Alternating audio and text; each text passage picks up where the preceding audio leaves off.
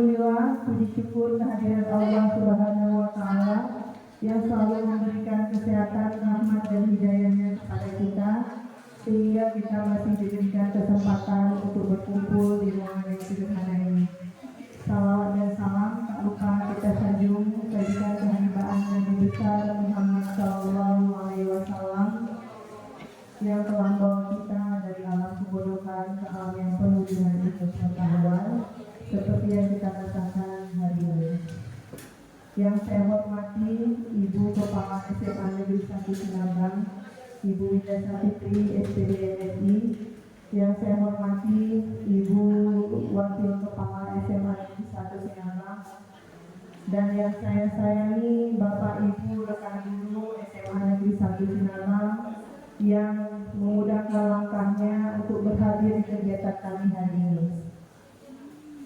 Baik, untuk memulai acara diseminasi kolaborasi kita hari ini, kita akan mendengarkan pembacaan ayat suci Al-Quran yang akan dibacakan oleh Bapak Safian SPD.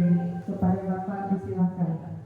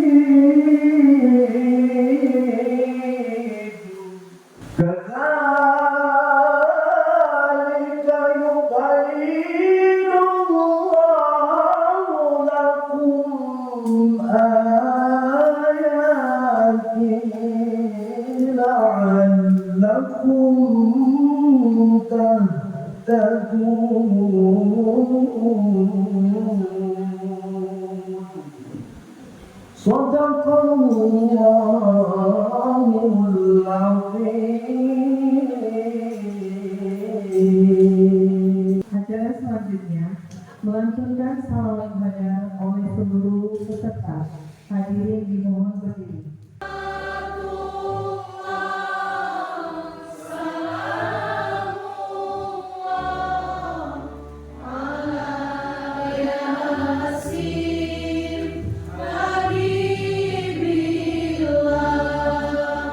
Acara berikutnya menyanyikan lagu Indonesia Raya. Hiduplah padaku, hiduplah negeriku, bangsaku, rakyatku semuanya. Bangunlah jiwanya, bangunlah badannya untuk Indonesia Raya. Menyanyikan Mars Guru Penggerak. Negeri ini memanggilmu kawan, belajar beramal pagi untuk negeri, guru penggerak majukan pendidikan, guru penggerak menghambakan. Kata sambutan sekaligus membuka acara diseminasi kolaborasi calon guru penggerak angkatan 10 SMA Negeri 1 Sinabang oleh Ibu Kepala Sekolah SMA Negeri 1 Sinabang. Kepada Ibu silakan. Jadi Bapak Ibu nanti dengan semangat kita dukung saya dengan teman-teman berterima kasih sekali kepada Bapak Ibu yang hari ini. Mari sama-sama semangat kita dengarkan, kita tanyakan kepada Bapak Ibu yang kepada ibu-ibu yang mengikuti CGP ini apa saja yang sudah didapatkan dan apa yang bisa dibagi ke kita manfaatnya. Baik Bapak Ibu, dengan mengucapkan Bismillahirrahmanirrahim, kegiatan diseminasi aksi nyata program pendidikan guru penggerak pada modul budaya positif di SMA Negeri 1 Sinabang dibuka. Terima kasih Bapak Ibu. Bila hidayah. Assalamualaikum warahmatullahi wabarakatuh.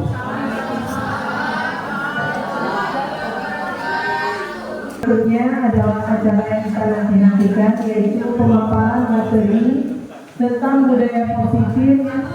Pemaparan materi pertama yang akan dipaparkan oleh Ibu Fatmawati. Kepada Ibu disilakan.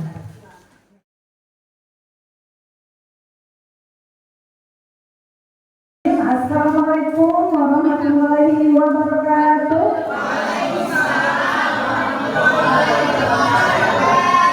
Alhamdulillahirabbil alamin.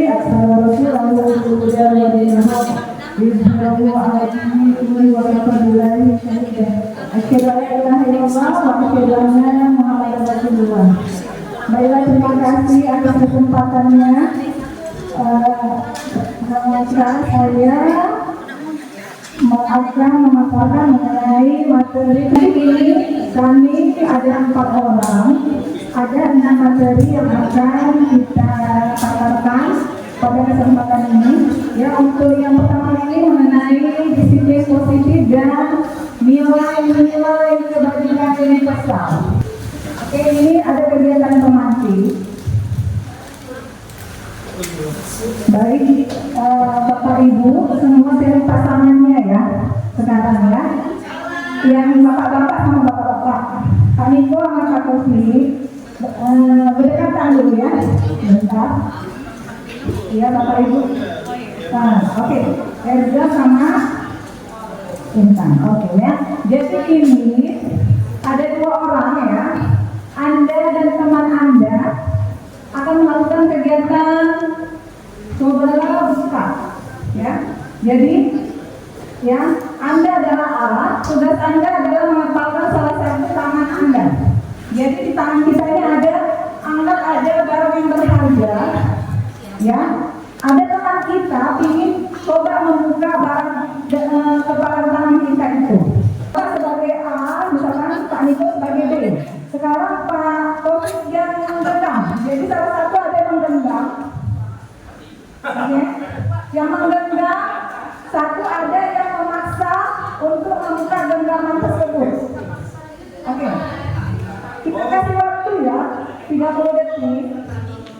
Apakah berhasil? Misalkan Pak Niko apakah berhasil membuka genggaman satu? Oke. Ya, yang lainnya Bapak Ibu semua. Oke. Adakah siapa yang berhasil atau apakah ya? Ada yang berhasil membuka kepala tangan itu dengan cara memujuk, menghakimi, mengintimidasi, memarahi, atau membeli. Terserah Bapak Ibu gimana caranya agar kita membuka kepala tangannya. Adakah yang masih gantian ya? Ya. Boleh terserah dia apakah kita mau membuka kepala tangan ini atau tidak, itu terserah kita.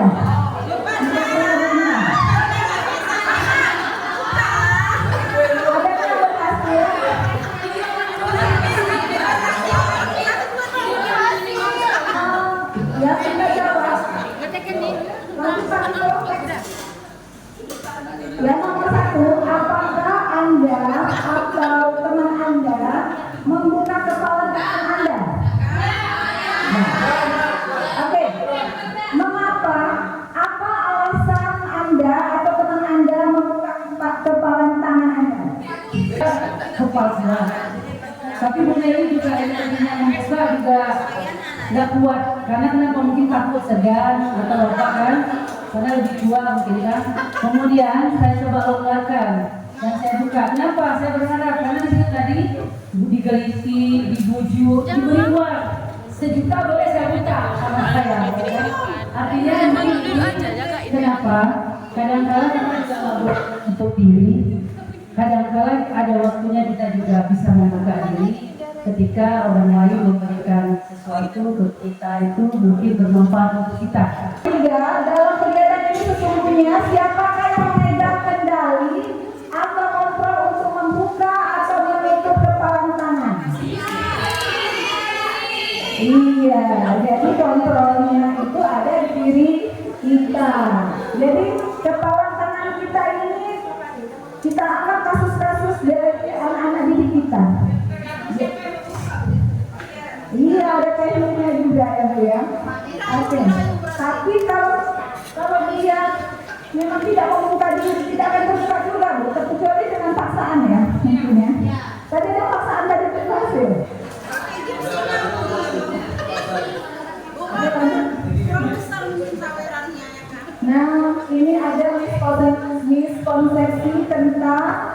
teori kontrol. Jadi kesalahan kita selama ini yang menganggap guru bisa mengontrol murid, padahal tidak ya. Murid itu yang bisa mengontrol dirinya sendiri. Kemudian ilusi bahwa kritik dan membuat orang merasa bersalah dapat menguatkan karakter. Itu salah ya. Selama ini kira kita dengan kita mengkritik, membuat orang merasa bersalah itu dapat menguatkan karakter dia. Padahal tidak. Oke. Kemudian tulis positifnya dan nilai 3, yaitu bahwa semua penguatan positif, efektif dan bermanfaat. Tidak semua ya. Yang keempat yaitu bahwa orang dewasa memiliki hak untuk memaksa. Oke, next. Ibu. Nah, perubahan paradigma stimulus respon atau teori kontrol. Nah, di sini ada perbedaannya ya. Coba kita perhatikan. Siapa sesungguhnya yang memiliki kontrol? Kalau di stimulus respon, kita mencoba mengubah orang agar berpandangan sama dengan kita. Ya, di teori kontrol itu kita yang berusaha memahami pandangan orang lain tentang dunia. Nah, ya, kemudian stimulus respon, perilaku buruk dinilai, ya perilaku buruk dilihat sebagai suatu kesalahan. Ya, sedangkan di teori kontrol itu semua perilaku pasti memiliki tujuan. Jadi anak-anak kita yang mempunyai perilaku buruk itu tidak bisa kita nilai dengan itu suatu kesalahan semua ya. Bisa jadi mereka melakukan kesalahan itu ada maksud dan tujuannya. Nah, yang ketiga, orang lain bisa mengontrol saya. Ya, hanya Anda yang bisa mengontrol diri Anda. Saya bisa mengontrol orang lain. Ya, teori kontrolnya Anda tidak bisa mengontrol orang lain. Pemaksaan ada pada saat rujukan gagal. Ya, teori kontrolnya kolaborasi dan konsensus menciptakan pilihan baru. Nah, ini yang terakhir nih. Stimulus respon kita biasanya berpikir menang atau kalah. Tapi kalau kita teori kontrol, model berpikirnya kita menang-menang. Ya, kedua pihak menang-menang. Next, Ibu. Ya, makna disiplin berasal dari bahasa Latin yang artinya belajar. Makna asal dari kata ini berkonotasi dengan disiplin diri dari murid-murid Socrates dan Plato. Disiplin diri membuat orang menggali potensinya menuju sebuah tujuan apa yang dia hargai. Nah, demikian. Namun dalam budaya kita, makna kata disiplin telah berubah menjadi sesuatu yang dilakukan seseorang pada orang lain untuk mendapat kepatuhan. Kecenderungan umum adalah menggunakan kata disiplin dengan ketidaknyamanan, bukan dengan apa yang kita hargai atau pencapaian suatu tujuan mulia.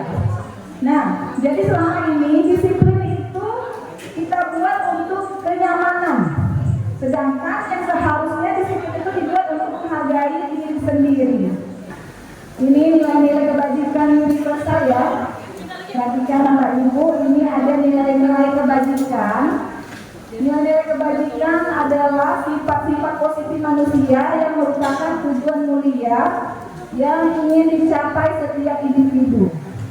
Jadi yang tujuan kita ada diseminasi budaya positif ini salah satunya kita mau menanamkan karakter nilai-nilai kebajikan pada murid kita. Jadi mereka itu nanti tidak lagi harus patuh dengan peraturan sekolah, tetapi mereka sudah mempunyai nilai-nilai kebajikan yang mereka yakini. Ya. Salah satunya nilai kebajikan yang kita kenal dengan profil pelajar Pancasila. Ya, dulu kalau di Probekan namanya berindigo mantri ya kan? Atau makan roti manis singkatannya. Makan roti manis, semuanya beriman dan beriman dan bertakwa kepada Tuhan Yang Maha Esa dan akhlak mulia. Kannya berkebinekaan global. Makan rohnya gotong royong. bernalar kritis. Maka gimana? Oh, ininya kreatif ya. Manisnya mandiri, lisnya bernalar kritis ya. Teori motivasi, hukuman, dan penghargaan, kemudian restitusi ya.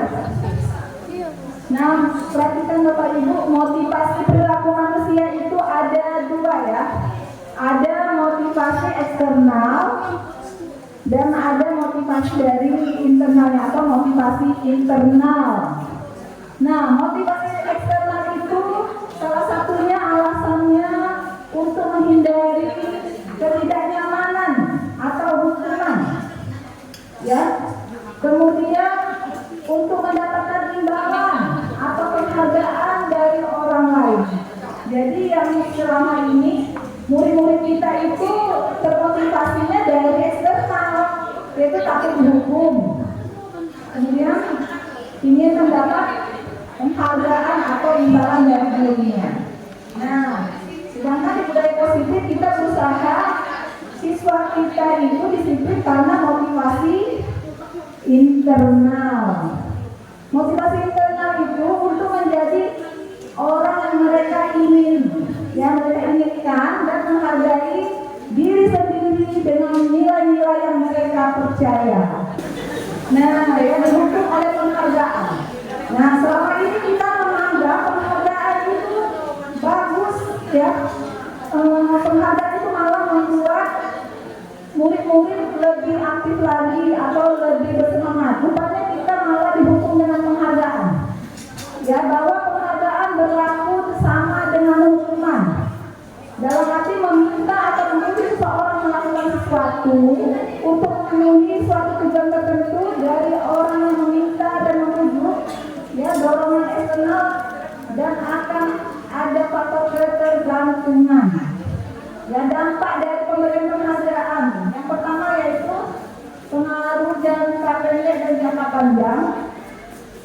Ya, penghargaan itu menghukum, penghargaan itu mengurangi ketepatan, penghargaan itu tidak efektif, penghargaan itu merusak hubungan ya.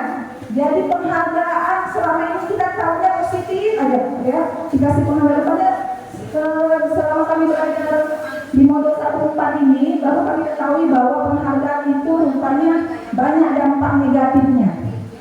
Salah satunya yaitu penghargaan itu tidak efektif. Penghargaan merusak hubungan. Ya, penghargaan itu bisa menghukum. Bapak Ibu kira-kira menurut Bapak Ibu gimana tuh? Kalau dibilang penghargaan itu merusak hubungan, ada yang mengasih pendapat lain? Dikasih penghargaan malah jadi merusak hubungan antara teman itu. Misalnya satu orang yang dikasih ya, satunya tidak ya, berarti bisa merusak hubungan. Media dengan dihukum ada penghargaan, penghargaan menurunkan kualitas, penghargaan mematikan kreativitas, penghargaan juga mengurangi motivasi intrinsik. Dia akan melakukan kebaikan ketika ada motivasi ekstrinsik, bukan dari motivasi intrinsik. Jadi dia hanya ada dorongan dari luar, ingin dapat penghargaan dari dulu, takut dihukum dulu. Ya, sedangkan yang kita inginkan adalah siswa itu melakukan kebaikan karena ada motivasi dari internalnya atau diri sendiri. Lanjut. Bentuk program kebajikan ya atau apresiasi. Nah, memang penghargaan tadi ya di kurikulum merdeka ini reward dan punishment kalau bisa tidak kita buat ya untuk murid. Tapi ada bentuk lain yaitu bentuk apresiasi. Bentuk program kebajikan atau apresiasi. Kita tetap mengapresiasi ya murid yang rajin misalkan ya. Nah, ada cara memberikan apresiasi atau pengakuan ya, beberapa hal yang perlu kita ingat yaitu pertama, beri pengakuan secara khusus. Jadi kita khusus ya. Kemudian pengakuan secara pribadi. Kemudian beri pengakuan kepada semua murid bergantian, jadi kena semua. Nah, hanya satu orang saja. Kemudian beri pengakuan secara konsisten. Kemudian fokus pada proses. Melakukan apresiasi ada pembukanya, ada nilai kebajikannya, ada situasinya. Jadi misalkan kita melihat siswa itu dia lagi menolong murid baru misalkan. Jadi kita tidak perlu memberikan dia reward atau penghargaan yang lain, hanya dengan pengakuan. Nah, jadi kita ada kata-kata pembuka yang memberikan pengakuannya. Kemarin saya perhatikan rasa empatimu besar sekali pada saat menolong murid baru di kelas kita. Dengan kata-kata itu saja, dengan kalimat itu, siswa itu sangat merasa dihargai oleh gurunya ya. Jadi ada kata pembukanya itu, kemarin saya perhatikan. Kemudian nilai kebajikannya, rasa empatimu besar sekali. Situasinya apa? Yaitu ketika dia menolong murid baru di kelas tersebut ya. Apalagi contohnya lagi. Nah, saya menghargai kepedulianmu. Kepedulianmu itu nilai kebajikannya. Pada saat apa? Pada saat kamu membantu teman-temanmu di tugas kelompok. Jadi kita buat kalimatnya itu ada pembukanya, ada nilai kebajikannya, ada situasi apa yang terjadi ya. Nah, terima kasih untuk rasa tanggung jawabmu pada saat kamu membuat kertas yang berserakan di lantai seperti ya. Jadi kita konsisten memberikan pengakuan, apresiasi kepada semua murid ya secara bergantian sesuai situasinya.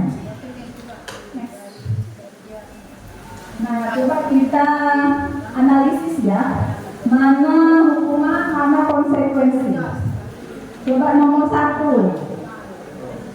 Apakah ini hukuman atau konsekuensi? Mencatat 100 kali di dalam buku kalimat saya tidak akan terlambat lagi karena telah sekolah. Hukuman atau konsekuensi? Oke, sama-sama ya. Ada yang lain? Oke, kita bilang hukuman. Nanti ada jawabannya di slide selanjutnya ya. Kemudian lari mengelilingi lapangan basket 2 kali karena terlambat hadir di sekolah. Hukuman atau konsekuensi? Hukuman. Nah, kemudian murid diminta untuk push up 15 kali karena tidak menggunakan masker di sekolah. Hukuman. Menggantikan kertas tugas teman yang telah dicoret-coret. Konsekuensi. Membersihkan tumpahan air di meja tulis karena tersenggol pada saat belajar. Bagus. Murid disuruh dan tidak mengenakan sepatu seharian di sekolah karena tidak mengenakan sepatu hitam. Lari masuk ya. Lari mengelilingi lapangan basket 2 kali karena terlambat 10 menit untuk pelajaran PJOK. Itu konsekuensi karena pada pelajaran PJOK. Oke, oke ini ya. Yang ini mencatat 100 kali hukuman, lari hukuman, ya karena terlambat hadir. Tapi kalau ini karena pelajaran PJOK, ada hubungannya ya kan? Nah, kalau ini menggantikan kertas teman kita konsekuensi ini betul semua ya. Murid disuruh tidak mengenakan sepatu seharian di sekolah karena tidak mengenakan sepatu hitam. Ini pernah kita lakukan ya kan? Ya kan Pak Niko? Sering kita lakukannya. Kita suruh anak-anak bawa sendal, kita suruh kumpulkan mereka seharian tidak menggunakan alas kaki ya. Oke, lanjut. Perbedaan hukuman dan konsekuensi. Oke ya, hukuman sesuatu yang menyakitkan harus terjadi. Ya, itu biasanya hukuman itu menyakitkan. Kalau konsekuensi itu memang ya sesuatu yang harus terjadi. Kemudian hukuman itu apa? Membuat anak sakit fisiknya maupun hatinya untuk jangka waktu yang lama. Kalau konsekuensi membuat anak merasa tidak nyaman dalam jangka waktu pendek. Kalau hukuman, anak jadi memberi kedisiplinan. Kalau konsekuensi, anak menghargai disiplin. Hukuman itu bersifat memaksa, paksaan. Kalau konsekuensi itu karena harus menurut dan tanggapannya. Kemudian hukuman mendorong anak menyakiti diri sendiri. Konsekuensi mendorong anak agar mudah menyesuaikan diri. Ya, hukuman itu konsep diri yang buruk. Kalau konsekuensi konsep diri yang baik. Ya, anak belajar untuk menyembunyikan kesalahannya kalau di hukuman. Kalau konsekuensi anak belajar untuk mematuhi peraturan. Kalau di hukuman, marah, rasa bersalah, dipermalukan, merasa tak dihargai. Ya, anak-anak yang dihukum itu gara-gara hukuman yang kita lakukan bisa jadi anak marah, malah menjadi marah sama kita, menjadi rasa bersalahnya, ya, dia jadi merasa bersalah, jadi dia merasa minder, ya, kemudian dipermalukan, merasa tak dihargai. Tetapi kalau di konsekuensi dia memang kehilangan haknya, dibuat tidak nyaman, diasingkan untuk sementara. Nah, jadi dari hukuman konsekuensi ada namanya restitusi. Ya, inilah yang mau kita budayakan nanti ke depannya, itu dengan cara restitusi. Jadi restitusi adalah proses menciptakan kondisi bagi murid untuk memperbaiki kesalahan mereka, sehingga mereka bisa kembali pada kelompok mereka dengan karakter yang lebih kuat. Restitusi juga merupakan proses kolaboratif yang mengajarkan murid untuk mencari solusi untuk masalah mereka dan membantu murid berpikir tentang orang seperti apa yang mereka inginkan menjadi tujuan mulia dan bagaimana mereka harus memperlakukan orang. Nah, ini ada identitas gagal, ada identitas sukses, ya. Kalau anak kita kasih hukuman, itu menjadi identitas dirinya menjadi orang yang gagal. Tetapi kalau kita memberikan konsekuensi atau restitusi untuk menerapkan disiplinnya, anak akan mengidentitaskan dirinya menjadi orang yang sukses, ya. Oke, ya, ini mungkin kalau hukuman itu ini biasanya sering kalimat yang kita sampaikan ke anak-anak. Peraturannya adalah kamu harus ini itu, ya. Nah, kalau konsekuensi kita masih menanya tuh, apa peraturannya? Mampukah kamu melakukannya? Itu, ya. Nah, di restitusi kita menanyakan keyakinan atas nilai kebaikan yang mereka percayai, ya, atau yang mereka yakini. Apa yang kamu yakini? Apa yang bisa kamu lakukan untuk memperbaiki masalah ini? Jadi kita menanyakan solusi ke anak tersebut. Bukan kita memberi solusi, tetapi dari diri mereka yang mereka mencari solusi untuk diri mereka. Ya, kalau di hukuman murid itu akan memberi peraturan. Kalau di konsekuensi dia akan menghormati peraturan. Tetapi kalau di restitusi, murid menghormati dirinya dan orang lain. Jadi kalau hukuman itu negatif, konsekuensi netral, restitusi itu bersikap positif. Kesimpulan dari hukuman, konsekuensi dan restitusi. Jadi kita sudah tahu semua bahwa kedepannya kalau bisa kita membawa anak itu ke restitusi, ya, tidak lagi dengan hukuman, tidak lagi dengan konsekuensi, tetapi restitusi memang itu harus bertahap, ya. Mungkin selama ini kita hukuman, kemudian konsekuensi, ya, sekarang kita menuju ke restitusi. Mungkin itu saja dari saya, ya, mengenai hukuman, konsekuensi dan restitusi. Ada pertanyaan? Baik, bismillahirrahmanirrahim. Assalamualaikum warahmatullahi wabarakatuh. Assalamualaikum warahmatullahi wabarakatuh. Terima kasih Bu Fatma telah memberikan informasi yang sangat bagus. Saya ingin tanyakan, tapi tadi saya tertarik dengan lagunya. Nilai penggerak itu ada menghambat siswa. Itu kira-kira model menghambanya itu kayak mana? Karena yang saya tahu menghamba kepada Allah ini memang umum. Itulah. Yang kedua, ini pada materi. Bukan metode-metode tadi. Karena Saprianto ini seringkali memberikan reward ke siswa. Ibu sampaikan tadi diantaranya ada punishment dan reward. Dan kalau yang hukuman yang kedua, ini yang pertama hadiah, termasuk di bagian motivasi eksternal kalau salah di eksternal dan tadi satu lagi di internalnya. Nah di eksternal pemberian hadiah itu boleh, ibu sampaikan tadi boleh itu dengan yang namanya apresiasi. Nomor satu apresiasinya yang ibu sampaikan adalah bagian lisan. Apresiasi lisan saja. Anda begini ya, itu kan kalau apakah ada apresiasi benda kepada siswa boleh apa tidak? Karena kan siswa. Oke, terima kasih Pak Sofian menjawab sekali ya pertanyaannya mengenai restitusi. Nanti kita banyak lagi ya tahapan-tahapannya nanti disampaikan oleh Bu Lili dan siapa video restitusi. Nah, yang mengenai menghambat pada murid itu pun di awal kami ketika masuk PDP ya, kata-kata menghambat ini kita agak berlawan ya. Apa ini menghambat pada murid ya kan? Tentunya menghambat pada murid ini kan menghambat itu kan ada murid kan? Maksudnya bukan menghambat yang kita jadi hamba, menghambat pada Allah seperti itu kan?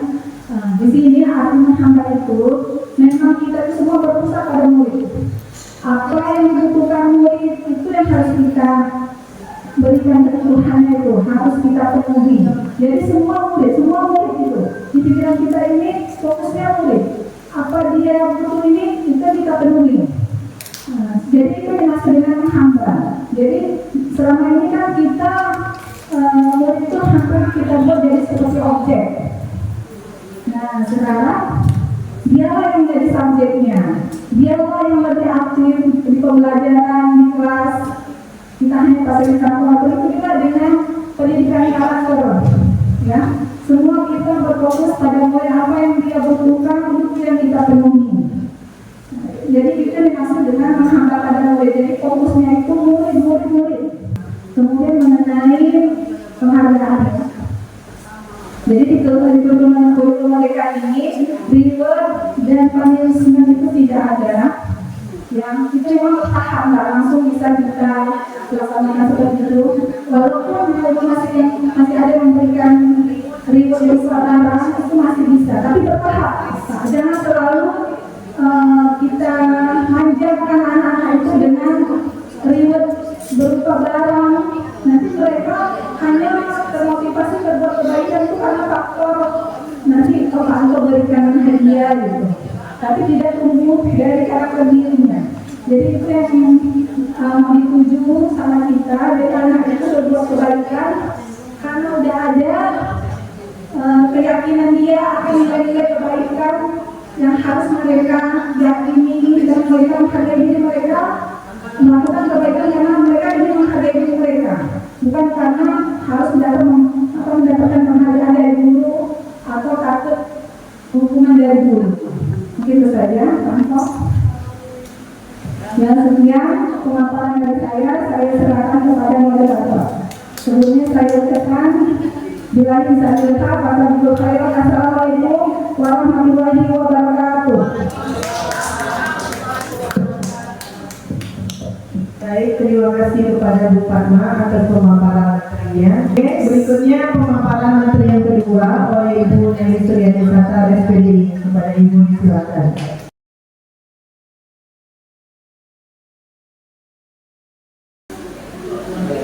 Baik Bapak Ibu, Assalamualaikum warahmatullahi wabarakatuh. Terima kasih Bapak dan Ibu hebat semuanya. Mengganti S-briefing tadi rencana S-briefing supaya nggak lama-lama, jadi langsung saja masuk di Pemanfaat kedua yaitu saya.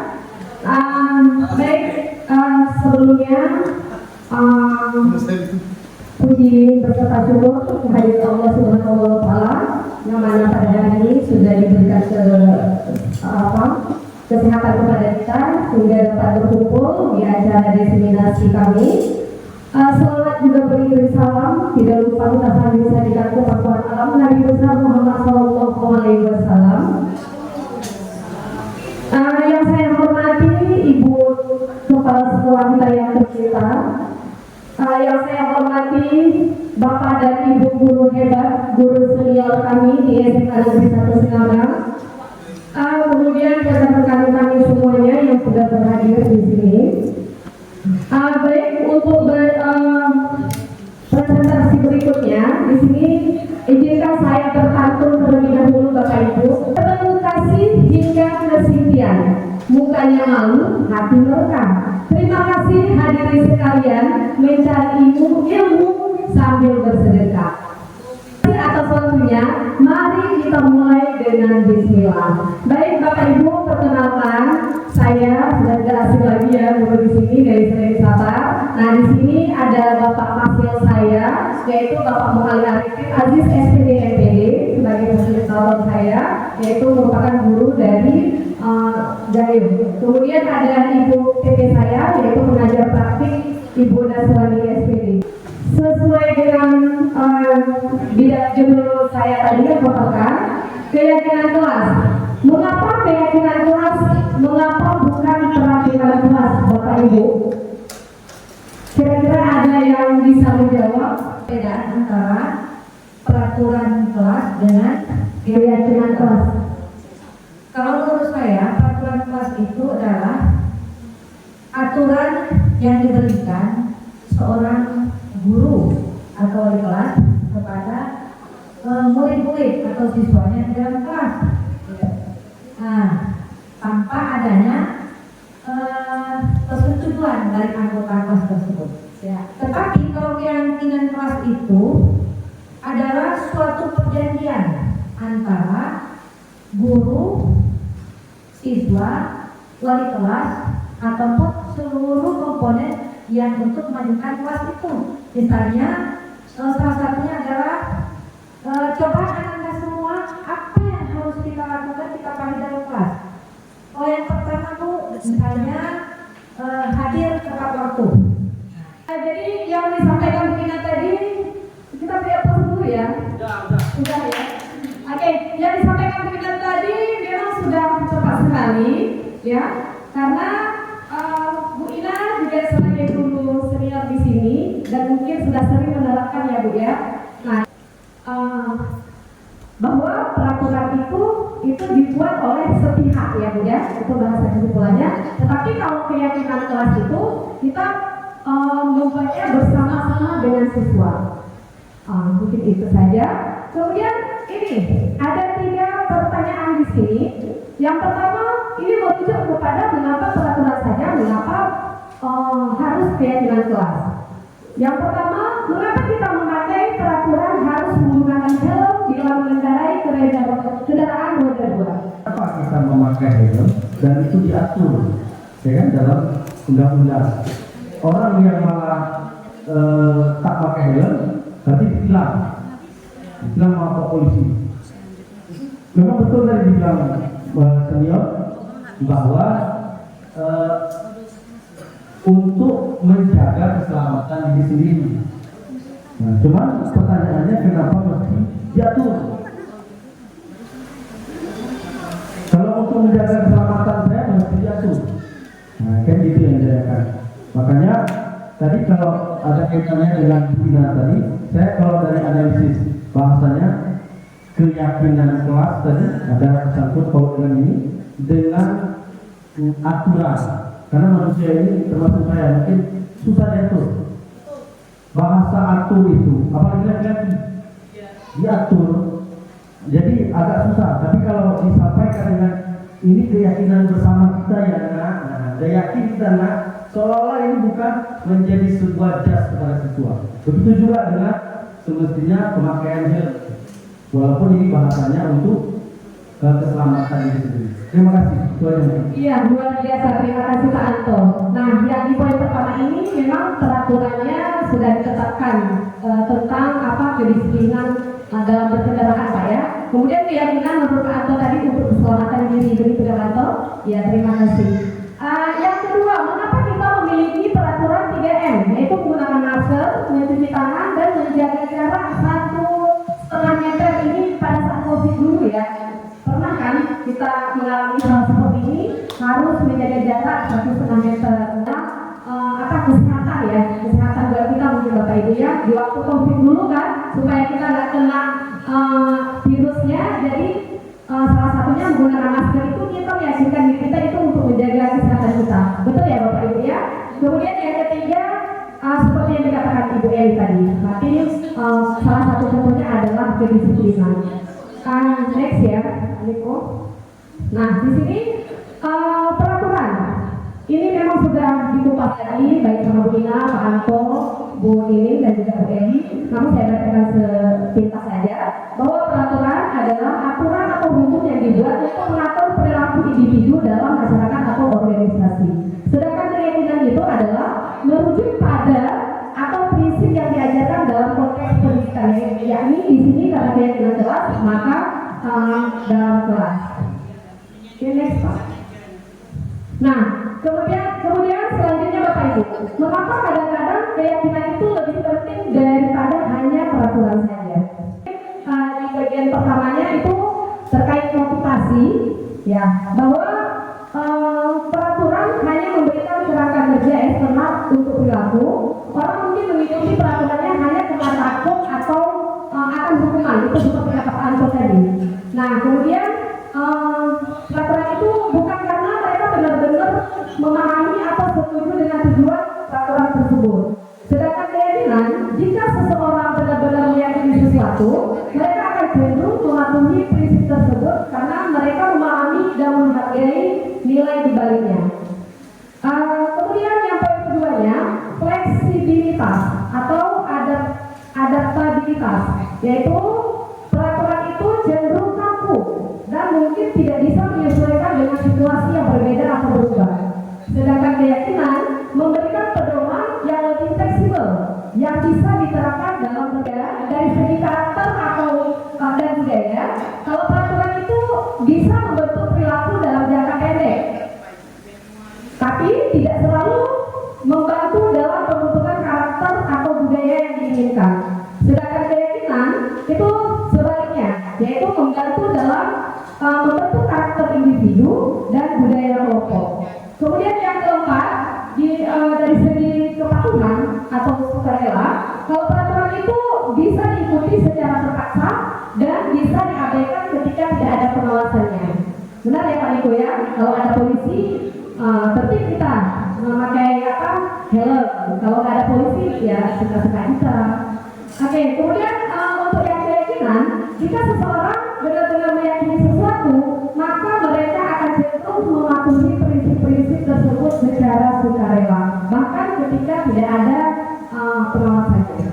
Ada namanya kesepakatan kelas dan ada namanya keyakinan kelas.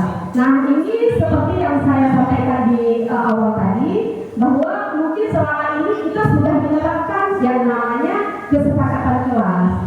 Benar Kak Niko? Ya. Kalau saya seperti yang saya sampaikan tadi, kalau kesepakatan kelas ini sering saya melakukan. Ada kesepakatan itu di awal semester itu saya suruh siswa itu mengisi tentang kesepakatan kelas langsung di buku catatan mereka. Kemudian ditandatangani oleh siswa dan saya sendiri. Itu untuk mapel saya di semua kelas saya terapkan seperti itu, dan saya suruh tulis beberapa poin kesepakatan kelas itu di buku catatan mereka supaya mereka ingat. Kemudian juga ditempelkan di dalam kelas saya karena saya sebagai wali kelas. Nah, kemudian kalau keyakinan kelas dan keyakinan kelas ini Bapak Ibu ini merupakan dua konsep yang berbeda. Meskipun keduanya dapat memiliki dampak yang signifikan pada dinamika dalam sebuah kelas atau kelompok. Di sini kesepakatan kelas itu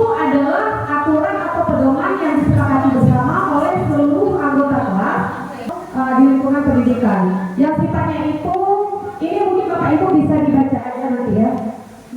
Bahwasanya kesepakatan kelas dengan keyakinan kelas itu beda. Nah, di sini ada penampatan contoh kesepakatan kelas. Nah, kira-kira dalam contoh ini ada nggak yang merupakan keyakinan kelas? Menurut Bapak Ibu, ada tidak? Ada? Bu Yulisa mungkin?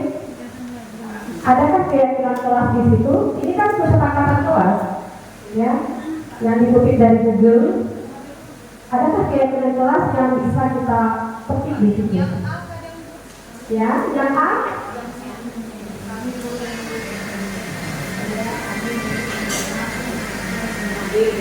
Yang B? Kami murid yang semangat belajar. Kemudian yang A gimana tadi ya? Iya. Memang sudah diblok tadi ya sama Bu Fatma, sudah jelas itu ada saling menyayangi, semangat. Kemudian yang C itu adalah peduli, ya kan? Peduli dengan teman-teman. Oke, next Pak Niko. Nah, ini ada sebuah gambaran sebagaimana judul kami tadi yaitu budaya positif. Jadi budaya positif itu Bapak Ibu ruang lingkupnya kan besar ya. Nah, sedangkan peraturan kelas itu ruang lingkupnya itu yang paling dalam, yang kecilnya. Nah, setelah ruang lingkup peraturan kelas baru di keyakinan kelas. Karena peraturan kelas tadi itu kan dibuat apa namanya? Melalui ini ya, yang dijelaskan Dina tadi ya. Iya.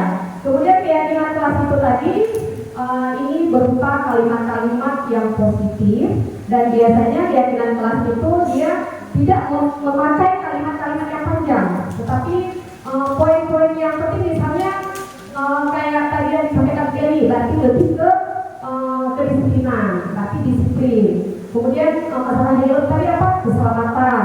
Masalah apa tadi namanya? Yang pakai masker berarti kesehatan. Jadi untuk keyakinan kelas itu dia bahasanya yang positif, kemudian menggunakan kata-kata yang singkat.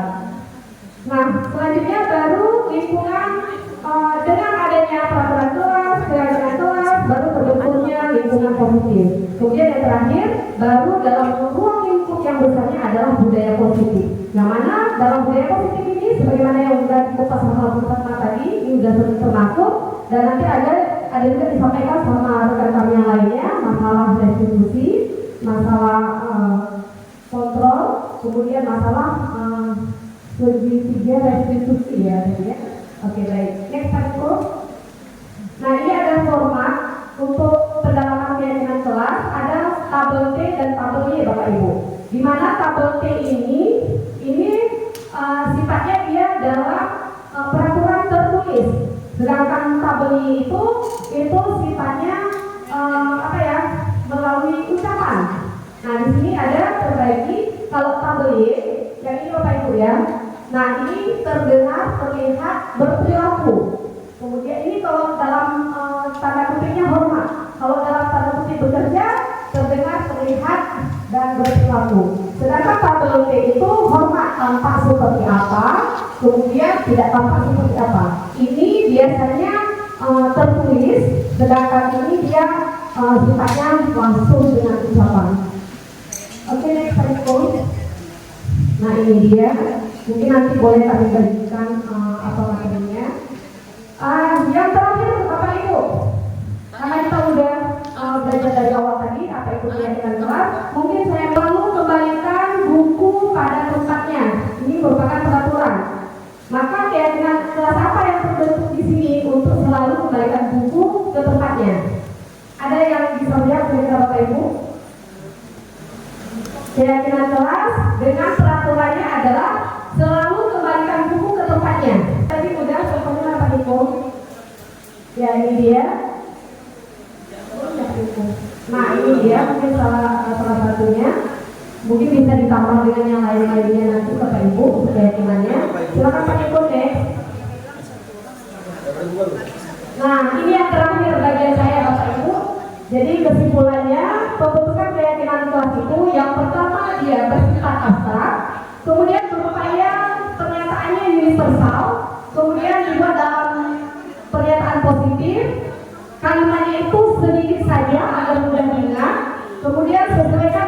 kondisi kelas dan sekolah sehingga mudah diterapkan.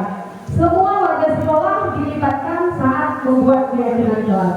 Ada videonya tapi saya tidak menampilkan lagi untuk menghemat waktu. Jadi sekian dari saya untuk pembahasan ini. Mohon maaf atas segala kekurangan saya. Bapak Ibu mohon maaf ya. Alhamdulillah. Baik, saya akhiri. Wassalamualaikum warahmatullahi wabarakatuh.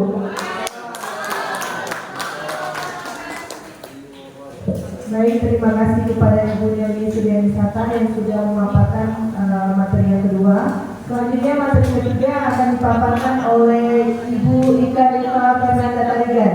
Kepada Ibu disilakan.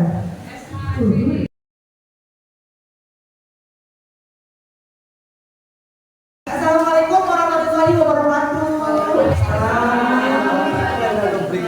Siang ya, panas Bapak Ibu. Lanjut saja langsung. Oke, sebelumnya saya perkenalkan diri dulu. Sudah tahu nama saya ya Bu ya, Bapak Ibu ya? Ika. Oke. Kemudian sama seperti yang lain, fasilitator saya Pak Muali Arifin Aziz. Kemudian saya punya PP itu Bu Herlianti. Beliau guru SD 14. Oke. Lalu materi saya itu eksplorasi culture. Wah, bayangkan. Keren nih materi saya. Kebutuhan dasar manusia dan dunia berkualitas. Next. Oke, kebutuhan dasar manusia. Saya bacakan. Kebutuhan dasar manusia adalah segala sesuatu yang kita lakukan untuk mendapatkan apa yang kita inginkan. Seluruh tindakan yang kita lakukan memiliki tujuan tertentu dan semua usaha terbaik yang kita lakukan adalah dalam rangka agar kebutuhan dasar kita terpenuhi dengan baik. Bapak Ibu pasti tahu kan kebutuhan dasarnya apa ya? Makan, minum. Oh, betul sekali. Oke, Bu. Makan, minum. Ada 5 kebutuhan dasar manusia. Yang pertama bertahan hidup. Bertahan hidup kita butuh makan, baik. Pakaian, tempat tinggal. Kemudian keamanan dan kesehatan. Dan selanjutnya ada kasih sayang yang rasa diterima. Kasih sayang, ya. Di situ ada dipedulikan, berbagi, bersama, menjadi bagian dalam kelompok itu merupakan kasih sayang. Rasa dipedulikan. Itu kalau kita hidup sendiri ya enak ya Bapak Ibu ya. Penguasaan harga diri. Nah, penguasaan harga diri ini ada keinginan untuk dianggap. Keinginan untuk dianggap aku. Bapak Ibu. Kemudian untuk memimpin, berprestasi, diakui dengan. Sedangkan ada kebebasan. Kita juga pengen bebas. Jadi semua juga pengen bebas. Anak-anak juga pengen bebas. Tidak boleh dikekang, tapi diajak. Yang pertama, kebebasan itu mandiri, memiliki kelincahan, mencoba hal baru, mampu mengendalikan arah dirinya. Ya, jadi kalau misalnya anak-anak kesesat, suruh dia berikan kepada anak-anak, apa yang mau kamu? Ya, kita harus tanya. Dan juga kesenangan. Kesenangan itu bermain, humoris, antusiasme, dan tertawa. Oke, lanjut. 5 posisi kontrol guru. Nah, hati-hati dalam pengucapannya. 5 posisi kontrol guru. Oke. Yang pertama pendukung. Yang kedua pembuat rasa bersalah. Itu di posisi mana kita sebenarnya? Ada posisi teman. Iya, betul. Kemudian pemantau dan ada yang manajer. Dari kelima posisi ini, semuanya ini kalau bisa 4 ini kurangnya tinggal 1 manajer aja. Yang manajer itu kita pakai di sini. Luar biasa. Ya karena kalau manajer kita di sini guru sebagai manajer bukan sebagai pembuat rasa bersalah. Kamu sudah berbuat salah, jangan. Tapi ada apa yang kamu lakukan? Nah ini 5 posisi kontrol saya nggak sama baca, jadi. Ah ya, ini saya nggak sama baca lagi ya Bapak Ibu udah terlalu banyak. Nanti saya bagikan slide-nya sama Bapak Ibu semuanya. Di situ lagu nih, hukum ada arti pembuat rasa bersalah untuk berceramah. Ada loh kita sebagian yang suka pembuat rasa bersalah ceramah. Oke lanjut. Yang teman ada juga yang teman. Padahal sebenarnya itu salah. Kemudian pemantau, menghitung mengukur, saya pantau gitu ya. Kemudian manajer mengajukan pertanyaan. Yang mau tahu sih anak. Contoh penerapan 5 posisi kontrol guru. Ada hati-hati pengucapannya. Kasus. Nah ini ada kasus nih. Siswa tidak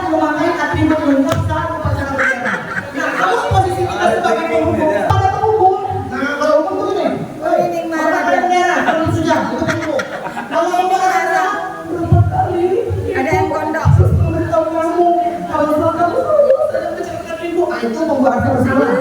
Yang gede. Nah kalau teman-teman, ayo dong, ikuti aturan sekolah, gitu kan? Tolong bantu ibu yang kali ini. Kemudian ada juga pemantau. Pemantau, kamu sudah melanggar peraturan sekolah. Kamu tahu konsekuensinya. Nah, pertanyaannya apa? Apa kamu tahu kesalahanmu? Kira-kira bagaimana kamu memperbaiki kesalahanmu? Kita mengajak anak itu menggali ya, kesalahannya, tapi dia juga harus mencari solusi dari permasalahannya, kesalahannya. Sampai kita sekarang dulu. Bisa jadi coach ya. Lanjut. Nah ini posisi kontrol seorang guru. Nah nih posisi terbaik yaitu jadi manajer. Jadi kita tuh guru tuh harus jadi manajer, bukan jadi pemantau, bukan jadi pengumum. Nah tuh posisi manajer itu seperti itu tuh. Bisa baca Pak Ibu atau saya bacakan? Posisi manajer mengaji pada restitusi yang menjadikan murid nanti dijelaskan sama kulit. Posisi ini, pada posisi ini guru mengerjakan sesuatu bersama-sama dengan siswanya. Itu tadi dia mencari, menggali kesalahannya apa, kemudian juga kita mencari solusinya. Kita bantu si anak menemukan solusinya sendiri, tidak dari kita. Oh, kesalahan kok ini begini-begini enggak. Tapi salahnya apa nak? Terus gimana solusinya nak? Ya, harus menghamba, itu dia menghamba. Nah ini sekarang saya tanya kepada Bapak Ibu, posisi kontrol apakah aku? Pertanyaannya. Saya kecewa sekali dengan kamu. Nah itu apa? Saya kecewa sekali dengan kamu. Pemukul, merasa bersalah tadi, pemantau, apa kira-kira Bapak Ibu? Hah? Ya, merasa bersalah. Ada 5 kan tadi kan? Apa ya? Posisi kontrol ada 5. Ada pemukul, merasa bersalah. Merasa bersalah ini. Ayo teman, terus pemantau dan manajer. Nah kalau tulisannya gini nih, Merasa bersalah. Merasa bersalah. Oke lanjut. Karena kami tidak pernah benar melakukannya. Karena kamu tidak pernah benar melakukannya. Kira-kira pemantau ya. Lanjut. Pintar. Terus apa rencanamu untuk menyelesaikan masalah ini? Ayolah, lakukan di bawah ibu ya. Siapa nih? Nanti yang betul dapat nih. Yes. Kamu tidak pernah mendapatkan nilai jika kamu tidak mengerjakan tugas. Jadi Bapak Ibu sudah tahu ya 5 posisi kontrol seorang guru. Yang pertama ada penghukum, pembuang rasa bersalah, pemantau, yang teman dan manajer. Dari kelima posisi kontrol itu kita harus menjadi diri kita sebagai manajer. Sama kita ya, karena saya juga tahu dalam hidup. Mantap. Oke, sekian tugas saya sudah selesai. Pemaparan saya bayangkan begitu singkatnya. Ya, gercep. Ya, oke, terima kasih. Assalamualaikum warahmatullahi wabarakatuh. Baik ya, pemaparan materi dari Bunda. Kasih tepuk tangan dulu untuk Bunda, biar semakin semangat.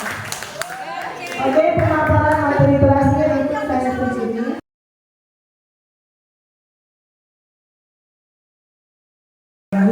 Assalamualaikum warahmatullahi wabarakatuh.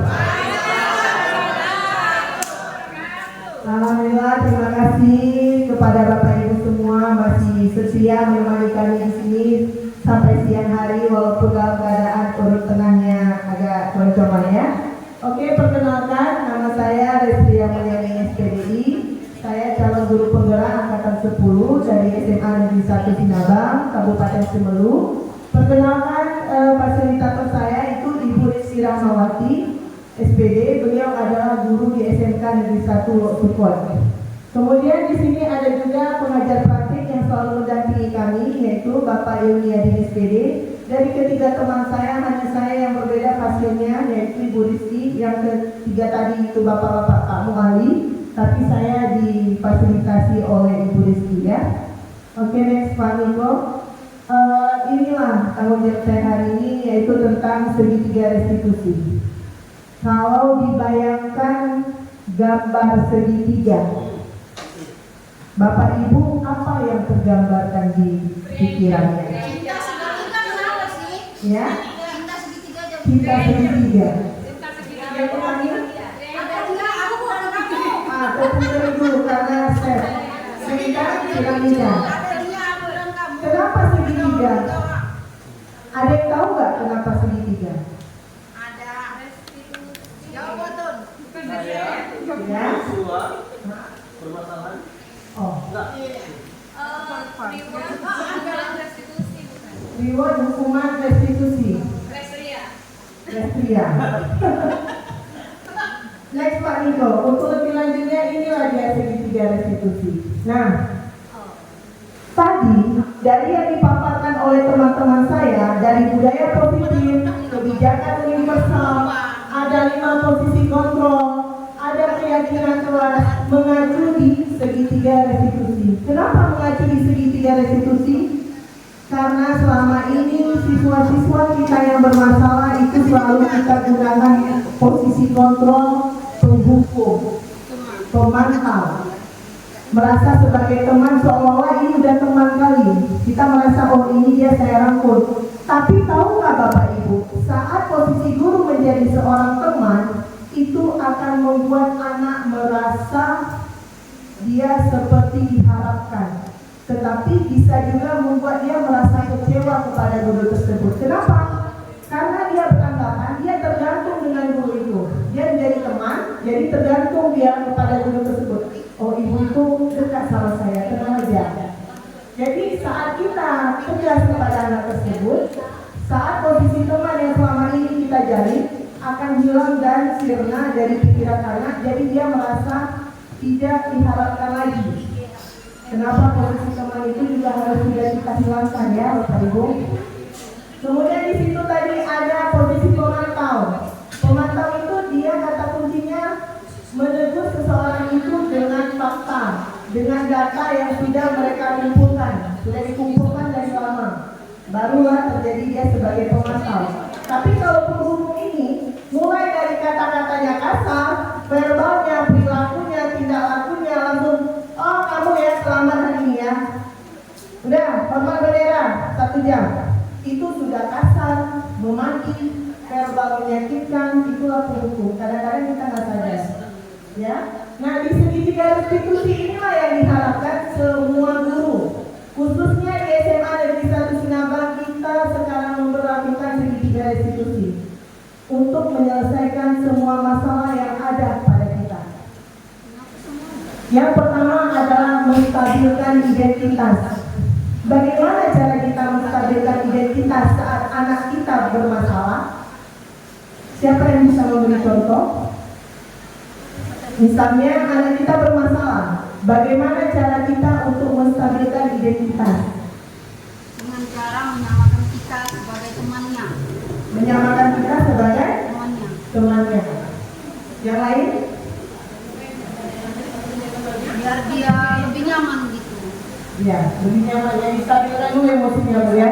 Jadi kalau ada yang berkelahi, udah tarik-tarikan, suruh tarik nafas dulu ya kan. Nah yang kedua ada validasi tindakan yang salah. Dan ketiga ada menanyakan keyakinan.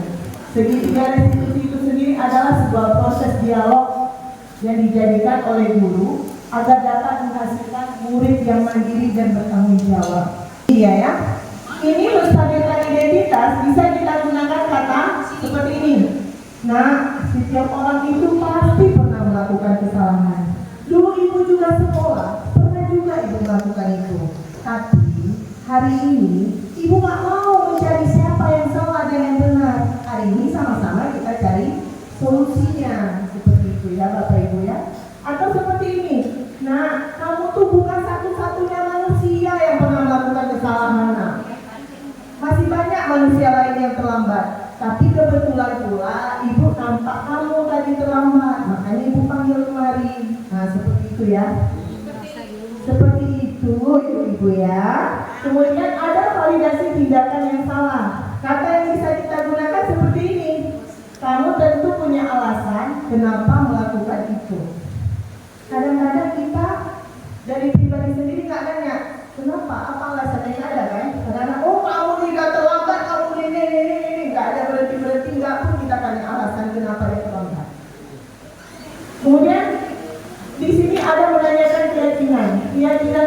apa yang telah kita sepakati? Kenapa penting sekali keyakinan kelas itu? Saat kita melakukan segitiga restitusi, keyakinan kelas itu menjadi acuan kita untuk mengingatkan kembali apa budaya disiplin positif yang mana yang sudah dilanggar. Kemudian di sini ada, namun ini menjadi orang yang seperti apa nantinya? Nah, seperti itu ya. Next, Bu Intan. Nah, ini dia kata-kata yang bisa kita gunakan untuk menstabilkan identitas. Ibu, Bapak, Ibu semua bisa dibaca sendiri ya. Nggak usah lagi saya bacakan, ya. Nanti Bu Intan. Di sini ada validasi kebutuhan. Ini kata-kata yang bisa kita gunakan saat ada siswa kita yang bermasalah. Udah terlihat ya kan? Selanjutnya Bu Intan. Menanyakan keyakinan, anak melihat kesalahannya dihubungkan dengan norma sosial dan nilai-nilai yang mendasari manusia berinteraksi dengan orang lain. Artinya di akhir bisa dari segitiga restitusi menanyakan keyakinan kelas itu untuk mengingatkan kembali siswanya. Keyakinan apa yang sudah kita buat? Ya, Bintang. Ini ada intervensi 30 detik. Ini untuk menarik nafas nih ya, Bapak Ibu ya, supaya kita bisa mengontrol emosi saat mungkin kasusnya terlalu tinggi ya. Nanti boleh Bapak Ibu baca di slide yang dibagikan. Nah, ini ada analisis kasus. Saya meminta Bapak Ibu yang berterima atau yang ingin menjadi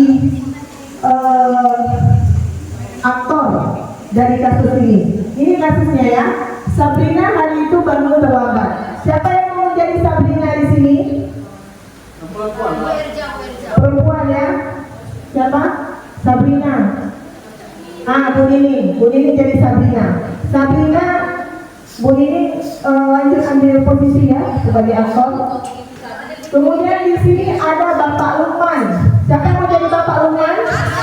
Pak Sabrina kok.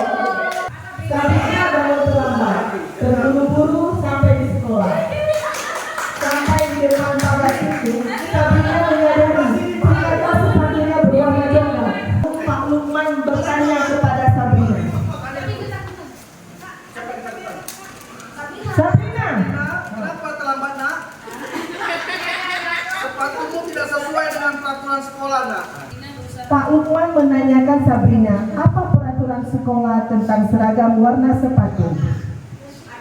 Apa peraturan sekolah tentang warna sepatu kita? Sekolah ini.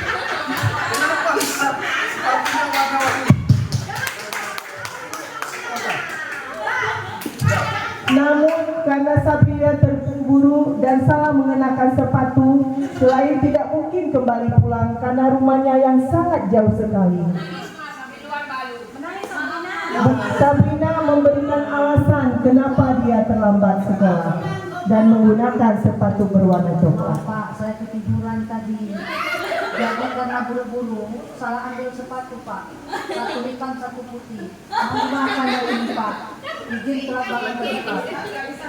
Lalu Pak Lukman dengan marahnya berkata, kamu salah dan sudah terlambat. Kamu salah, Nak. Sudah terlambat, sepatu tidak sesuai dengan peraturan sekolah. Sekarang buka sepatumu, Nak. Sekarang buka sepatumu, Nak.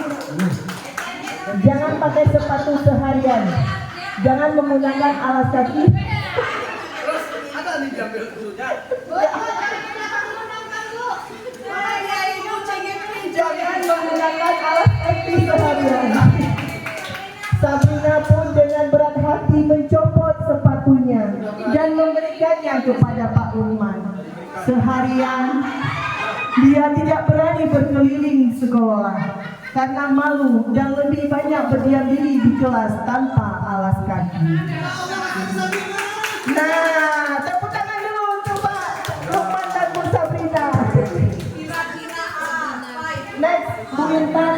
Nah, dari kasus tadi kira-kira, nah ini analisis dan jawab pertanyaan. Dalam kasus di atas, sikap posisi apakah yang diambil oleh Bapak Lukman? Menghukum sesuai dengan undang-undang 1 wanita, jangan satu warna hitam dalam peraturan sekolah. konsekuensi. Jelaskan apakah indikatornya. Susah jadi Lukman Abu. Tadi Sultani menyatakan itu adalah konsekuensi. Kalau tidak, Untuk pelayanannya itu kan berbentuk konsekuensi. Sedangkan indikatornya bisa kita lihat bentuk konsekuensi yang diberikan Pak Lukman tadi dengan membuka sepatu, kemudian tidak menggunakan sepatu seharian, itu harus konsekuensinya karena tadi salah menggunakan sepatu. Kalau membawa sepatu dan bukan hukuman. Kalau hukuman bisa aja kamu kan nggak pakai sepatu hitam nih, nah begini misalnya di lapangan upacara atau yang lari. Intinya konsekuensi itu berupa yang tidak menyakiti peserta didik. baik. Terima kasih, tepuk tangan untuk Pertanyaan dan Richard. Nah, pertanyaan yang kedua, bila Bapak Lukman mengambil posisi seorang manajer, tadi kata Bu Ika kita harus menghilangkan yang 4 ya kan?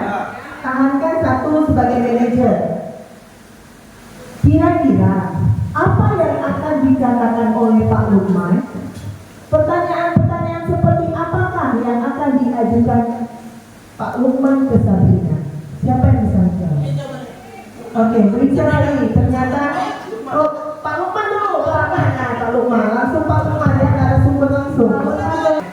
Maafkan saya Bu Daniel. Tadi sudah disampaikan oleh narasumber kalau sebelumnya, kalau manajerial itu kan menanyakan dulu, memberikan bahasa yang memang tidak menyakiti peserta didik atau kurikulum nasional ini adalah murid, tidak menyakiti murid.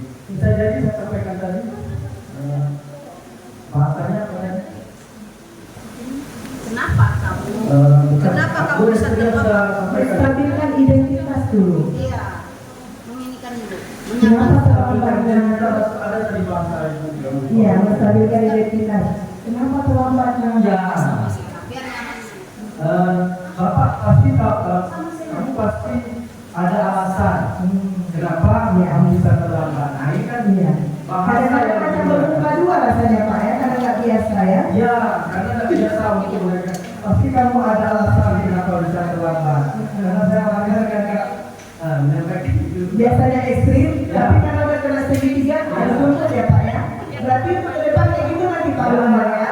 Yang pertama, menambahkan ke siswa itu bukan bahasanya saja itu. Jadi Berpihak. ya berpihak. Jadi posisi memang bahasa yang kita gunakan ke siswa itu benar-benar dicari pilihan kata yang benar-benar membuat siswa itu senang dengan dunia. Baik, terima kasih Pak Anto. Tepuk tangan dulu untuk Pak Anto. Nah, nomor 3, kira-kira bila Anda adalah kepala sekolah, nilai kebajikan apa yang ingin dituju oleh peraturan yang harus berwarna hitam?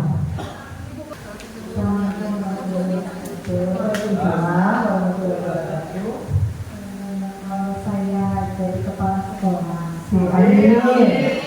Catat. nilai kebajikan dari peraturan menggunakan sepatu hitam sebenarnya adalah menyamakan kesetaraan. Jadi kalau sepatunya berbeda-beda akan terlihat kontras antara si kaya dan si miskin. Tapi kalau warna hitam, nilai kebajikan itu kita nggak bisa membedakan antara kaya dan miskin. Jadi anak-anaknya terlindung. Iya. Terima kasih, tepuk tangan untuk Ibu Desi. Terima kasih karena inspirasinya Bu ya. Insya Allah akan menjadi kepala sekolah ya. Nah, pertanyaannya keempat, bagaimana Anda menyikapi langkah yang diambil Pak Lukman mengenai kasus tersebut? Kalau seandainya nih kan, tadi posisi Pak Lukman, di sampingnya ada Ibu Mariatun. Sewaktu Pak Lukman marah-marah tadi, posisi Ibu Mariatun melihat itu bagaimana Bu?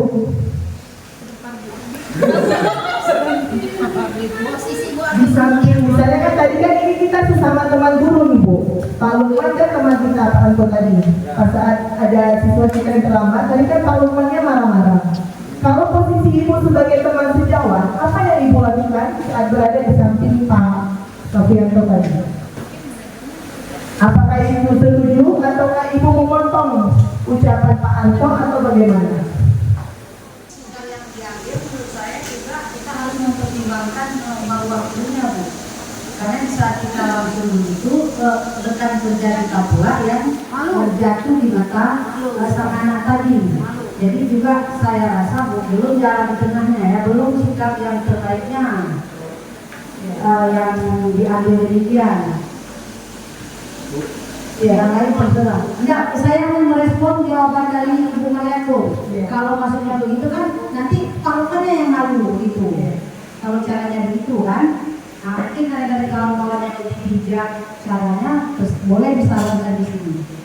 Mungkin Pak Anto langsung. Dia kan ada 3. Iya. Kalau menurut saya dia ada 3 tindakannya. Biasanya yang sering makan saya dengar, ada guru-guru itu merasa kalau sudah ditegur sama gurunya, alhamdulillah, mati wa amal, sama hidup Pak Lukman itu didukungnya kawan gurunya untuk karena memang anaknya sering selamat dan memang Sabrina ini mungkin kadang-kadang sering kali dia pakai sepatu yang tidak sesuai dengan kelas sekolah. Sabrina bukan kita Sabrina tadi. Lalu mana dari mana? Jadi Pak Lukman mungkin satu kawan guru ada yang memang mendukung itu. Siapa tuh? Oh, siswa itu lagi ajar aja Pak Lukman. Ada sampai di bawah belum, tapi dukung. Yang kedua, ada yang memang nggak dukung. Cuma masalahnya digosipkan di luar. Itu pernah terjadi. Enggak, ini kan yang terjadi ini mesti kita sampaikan. Ada guru yang setelah dia disampaikan pula sama siswanya di depan guru, didengarkan orang lain, itu menceritakannya.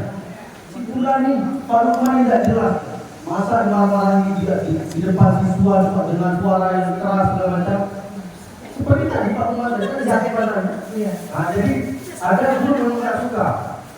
Ada satu lagi tindakannya itu dengan memang dia tidak suka dengan tindakan gurunya. Menurutnya salah dengan di depan siswanya.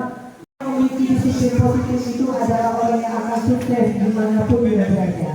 Karena dengan teori kotor dan teori pilihan yang ada pada dirinya, dia akan menentukan dia ingin menjadi orang yang seperti apa di masa depannya. Nah, kita sebagai pendidik mampu menetapkan atau mampu melakukan disiplin positif itu dimulai dari saat ini dan mampu menyelesaikan semua permasalahan yang ada di sekolah kita dengan menggunakan segitiga restitusi. Kita mulai dari diri kita mulai dari sekolah kita. Harapan kami semua dari teman-teman calon guru penggerak angkatan 10, semua guru di SMA Negeri 1 Sinapar ini mampu menerapkan budaya positif dengan baik dan mampu menjalankan segitiga restitusi dengan sebaik-baiknya, apapun kondisi dan apapun kasus yang akan ditemukan di lapangan nanti. Demikian dari kami semuanya, inilah kolaborasi diseminasi budaya positif dari kami calon guru penggerak angkatan 10 SMA Negeri 1 Sinabang. Saya mewakili teman-teman saya semua mengucapkan terima kasih atas kehadiran dan antusiasnya. Akhirnya kawan, saya akhiri dengan pantun sendirian tanpa kekasih. Cukup sekian, terima kasih. Assalamualaikum warahmatullahi wabarakatuh.